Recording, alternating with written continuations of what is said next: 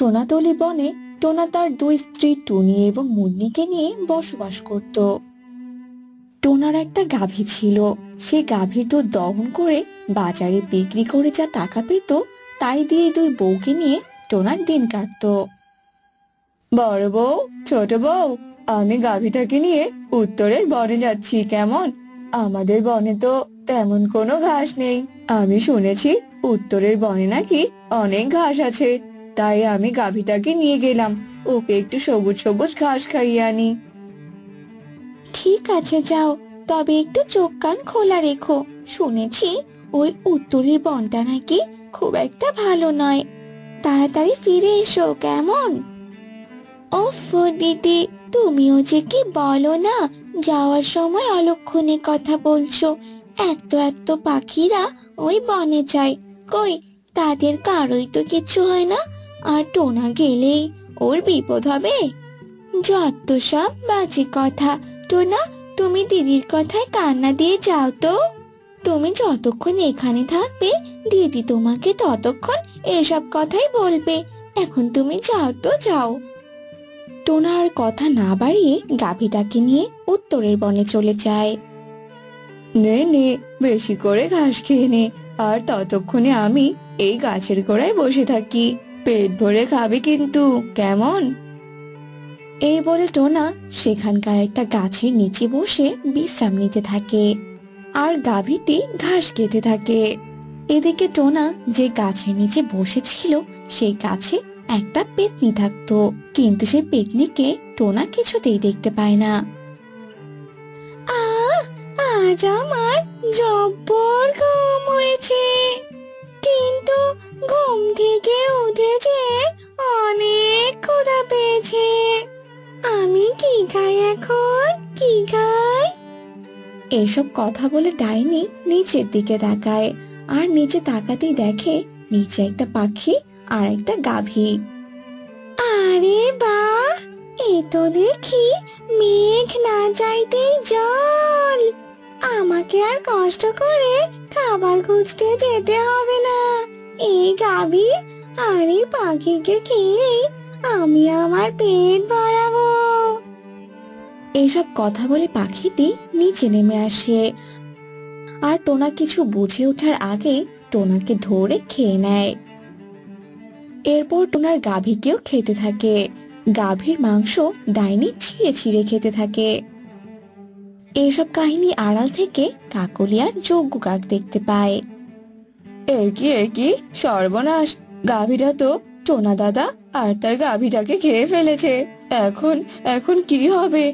না, এসব ঘটনা টোনা দাদার দুই বউকে জানাতে হবে। যজ্ঞ কাক আর এক মুহূর্ত দেরি না করে ছুটতে ছুটতে টোনার বাড়িতে আসে, আর টোনার দুই বউকে সব ঘটনা খুলে বলে।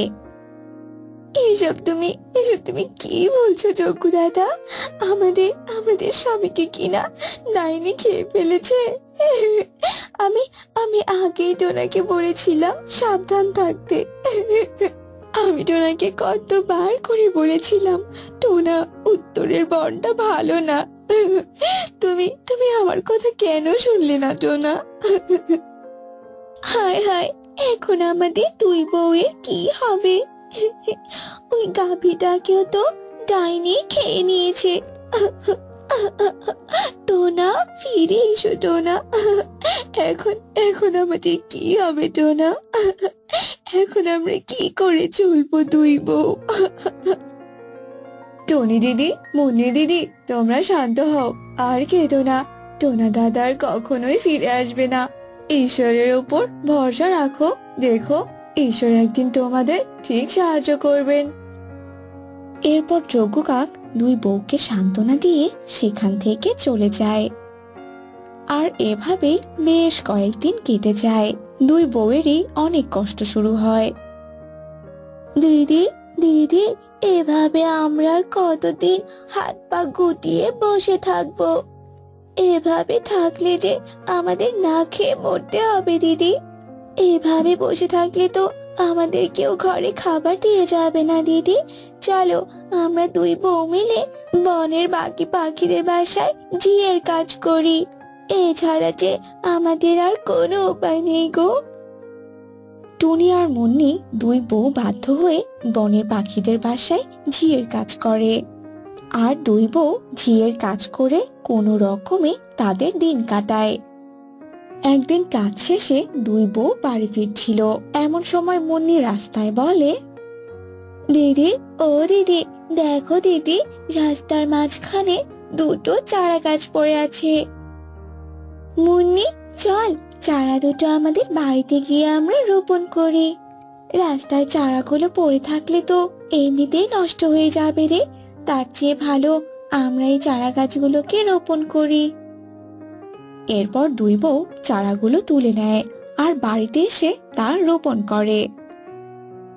দুই বউ মিলে চারা গাছগুলোর অনেক যত্ন করতে থাকে, আর এভাবেই বেশ কিছুদিন কেটে যায়। দুই বউয়ের চারা গাছ দুটি অনেক বড় হয়ে যায়। কিন্তু সেখানে এক অদ্ভুত ঘটনা ঘটে। দুটি গাছের মধ্যে একটি গাছ মরা হয়।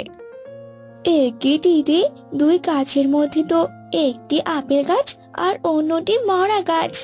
আমরা অযথাই এই মরা গাছের যত্ন নিয়েছিলাম, তার চেয়ে তো এই আপেল গাছের যত্ন নেওয়াই ভালো ছিল। এই দেখো দেখো, আপেল গাছে কত সুন্দর মুকুল এসেছে, কদিন বাদে আপেল ধরবে। দিদি দিদি, চলো এই মরা গাছটাকে আমরা কেটে ফেলি। না রে মুন্নি, মরা গাছটা কাটার কোনো দরকার নেই, মরা গাছটা যেমনি আছে অমনি থাক রে। কেন কাটবো না দিদি? এই মরা গাছ বাড়িতে রেখে তুমি কি করবে শুনি? এতে না আছে পাতা আর না আছে ফল, এ দিয়ে তো আমাদের কোনো উপকারই হবে না। তার চেয়ে ভালো একে কেটে এর কাঠগুলো বাজারে বিক্রি করব, তাহলে আমরা অনেক টাকা পাবো দিদি। না রে মুন্নি, গাছটাকে দেখে আমার যে ভীষণ মায়া হচ্ছে, ওকে কাটিস না। তাছাড়া দুটি গাছের মধ্যে তো একটি গাছে ফল ধরবে, তাই না? ওই ফল দিয়ে আমাদের হয়ে যাবে রে। তুমিও না দিদি পারো বটে, সে যাকে আমি ওই মরা গাছের যত্ন নিতে পারবো না, তুমি নাও ওই মরা গাছের যত্ন। এরপর থেকে টুনি একাই মরা গাছের যত্ন নিত, আর মুন্নি আপেল গাছের যত্ন নিত। এভাবেই বেশ কিছুদিন কেটে যায়। মুন্নির আপেল গাছে টস টসে আপেল ধরে। দিদি দেখো, আমার যত্ন করা আপেল গাছে কত সুন্দর টসটসে আপেল ধরেছে। আর তুমি তো এতদিন শুধু শুধু মরা গাছের যত্ন নিলে, কই কোনো লাভ হলো কি? সব শুধু শুকনো শুকনো ডালপালা আর পচা, ছি ছি ছি ছি। তুই ঠিকই বলেছিস রে মুন্নি, অযথায় আমি এই মরা গাছের যত্ন নিলাম, কিন্তু আর না, আজ তো আমি একে কেটেই ফেলবো। এই বলে টুনি একটা কুড়াল নিয়ে এসে যেই না মরা গাছকে কাটতে ধরে, অমনি মরা গাছটি চিৎকার করে ওঠে, না না, তোমরা তোমরা দয়া করে আমাকে কেটো না, কেটো না, তোমরা আমাকে ছেড়ে দাও। একে একে মরা গাছ, তুমি কথা বলছো কি করে? আর তাছাড়া গাছ কি কখনো কথা বলতে পারে নাকি, বলো তো? না না, আমি মারা যাইনি, আমি তো বেঁচে আছি। আসলে এক পরীর অভিশাপে আমি এমন হয়েছি। দয়া করে পূর্ণিমা অবধি তোমরা আমাকে কেটো না, পূর্ণিমা এলে যে আমি আমার সব শক্তি ফিরে পাবো। দয়া করো, তোমরা আমার উপর দয়া করো, আমার জীবন তোমরা ভিক্ষা দাও।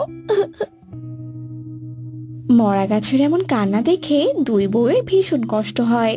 তারা মরা গাছকে আর কাটে না, আর মরা গাছের অনেক সেবা যত্ন করতে থাকে। এদিকে পূর্ণিমা রাত চলে আসে, নতুন পাতা গজিয়েছে, আর দেখো দেখো, মরা গাছে সোনার লেবুও ধরেছে। তার মানে মরা গাছটা আসলেই জাদুই গাছ গো। হ্যাঁ রে, দেখলি তো, এই মরা গাছটা আমাদের দুই বউয়ের ভাগ্য ফেরালো। আমি তো কখনোই ভাবিনি। তবে আমাদের আর কোনো চিন্তা নেই রে, এই গাছের ফল বিক্রি করে এখন আমরা সুখে দিন কাটাতে পারবো। এভাবে দুই বউয়ের দিন অনেক সুখেই কাটতে থাকে। দুই বউ মিলে সোনার লেবু আর সাধারণ আপেল বিক্রি করত, আর তাতে যা টাকা পেত তা দিয়ে তারা গরিব অসহায় পাখিদের সাহায্য করত।